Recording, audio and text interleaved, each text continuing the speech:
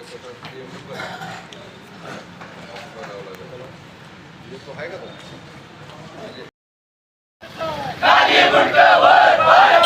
मंत्र्याचं करायचं काय? शिक्षण मंत्र्याचं करायचं काय? शिक्षण मंत्र्याचं करायचं काय? राजीनामा द्या, राजीनामा द्या, राजीनामा द्या, राजीनामा द्या.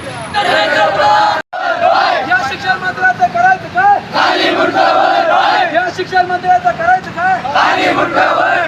वंदे वंदे भारत माता की जय, भारत माता की जय, वंदे वंदे.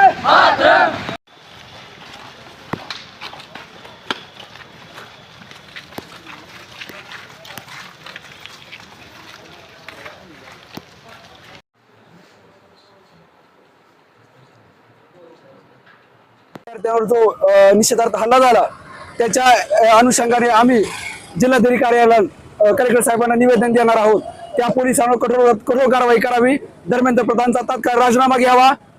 बोल घ्या तुम्ही.